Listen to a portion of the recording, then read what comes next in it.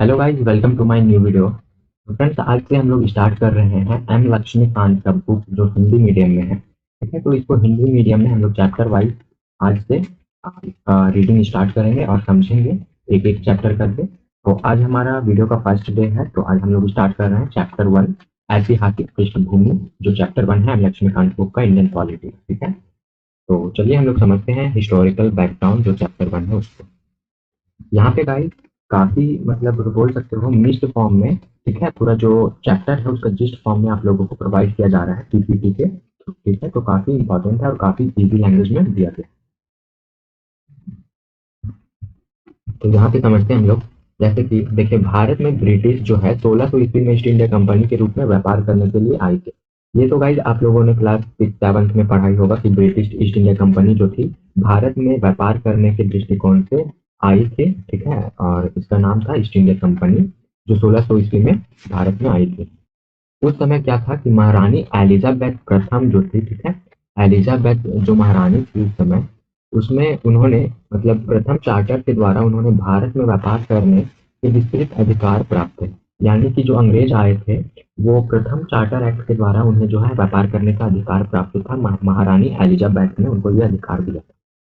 Company जो अब तक सिर्फ व्यापार कार्यों तक ही सीमित थी, इन्होंने क्या किया, 1765 में बंगाल, बिहार और उड़ीसा पे दीवानी अधिकार प्राप्त कर लिए। यहाँ पे दीवानी का मतलब गाइस बहुत सारे स्टूडेंट को नहीं समझ में आ रहा होगा। इसका एक्चुअल मीनिंग होता है राजस्व, यानी कि जो भी रिवेन्यू से रिलेटेड अधिकार थे, जो भी जस्टिस से रिलेटेड अधिकार थे, वो कंपनी ने जो है बंगाल, बिहार और उड़ीसा का 1765 ईस्वी में अपने हाथों में ले लिया, अपना अधिकार प्राप्त कर लिया। अब कंपनी जो है केवल ना सिर्फ व्यापारिक कार्य ही कर रही थी, बल्कि बंगाल, बिहार और उड़ीसा का जितना भी रिवेन्यू, जस्टिस वगैरह जो भी अधिकार थे उसका भी तय कर रही थी ये कंपनी। ठीक है, अब आगे समझते हैं कि 1858 में सिपाही विद्रोह, यानी कि जो 1858 में मुनोटी विद्रोह हुआ था, इसके परिणाम स्वरूप ब्रिटिश ताज, यानी कि जो ब्रिटिश सत्ता था, भारत के शासन का उत्तरदायित्व प्रत्यक्ष हाथों में ले लिया।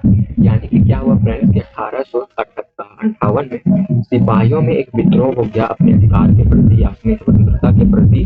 तो तब क्या हुआ कि ब्रिटिश शासन मतलब ब्रिटिश ताज जो यहाँ पे लिखा हुआ है, उस समय ब्रिटिश शासन जो था, अब भारत का जो शासन का उत्तरदायित्व जो है अपने हाथों में ले लिया, ताकि ये जो बीच बीच में विद्रोह हो रहे थे, कभी कभी सिपाही विद्रोह और भी बहुत सारे विद्रोह हो रहे थे, लोगों में आंदोलन की भावना उत्पन्न हो रही थी। ठीक है, स्वतंत्रता की भावना उत्पन्न हो रही थी, वैसा ना हो इसलिए इन्होंने भारत का पूरा सत्ता का जो है अपने हाथों में अधिकार दे दिया। अब ब्रिटिश शासन भारत पे अधिकार करने लगा। उसके बाद क्या हुआ कि यह शासन 15 अगस्त 1947 में भारत की स्वतंत्रता प्राप्ति तक अनवरत रूप से जारी रही। यानी कि जो ब्रिटिश सरकार ने अपने हाथों में भारत की सत्ता का अधिकार लिया था, वो लगातार 15 अगस्त 1947 तक, जब तक स्वतंत्रता प्राप्त नहीं हुई तब तक ये जो है शासन ब्रिटिश के हाथों में रहा। फिर इसके साथ भारत में उसके क्षेत्रीय शक्ति बनने की प्रक्रिया प्रारंभ हुई। फिर क्या हुआ, जब सत्ता अंग्रेजों के हाथों में थी तो उनका जो है हर जगह, हर क्षेत्र में, हर रीजन में जो है उनका शक्ति बढ़ने लगा और ये सारा कुछ मतलब सत्ता का पूरा पावर उनके हाथों में जाने लगा। फिर स्वतंत्रता मिलने के साथ ही भारत के लिए एक संविधान की आवश्यकता महसूस हुई। अब क्या हुआ, अब जब भारत आजाद हो गया, भारत को स्वतंत्रता मिल चुकी थी, उसके बाद भारत में ऐसा महसूस किया जाने लगा कि यहाँ पे एक संविधान की आवश्यकता है। ठीक है, फिर देखिए यहाँ इनको अमल में लाने के उद्देश्य से 1946 में एक संविधान सभा का गठन किया गया और 26 जनवरी 1950 को संविधान अस्तित्व में आया। और जैसे ही मतलब भारत आजाद हुआ, यहाँ पे संविधान की आवश्यकता महसूस हुई। इसके बाद 1946 में संविधान सभा का गठन किया गया और 26 जनवरी 1950 को संविधान जो है वो अस्तित्व में आया। ठीक है, फिर देखिए, यद्यपि संविधान और राजस्व राज्य व्यवस्था की अनेक विशेषताएं ब्रिटिश शासन से ग्रहण की गई थी, तथापि ब्रिटिश शासन में कुछ घटनाएं ऐसी थी जिनके कारण ब्रिटिश शासित भारत में सरकार और प्रशासन की विधिक रूपरेखा की निर्माण की गई।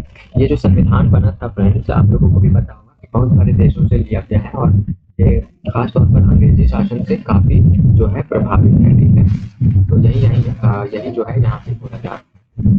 और इन घटनाओं ने हमारे संविधान और राजतंत्र पर गहरा प्रभाव छोड़ा। और ये जो घटनाएं थी हमारे संविधान में,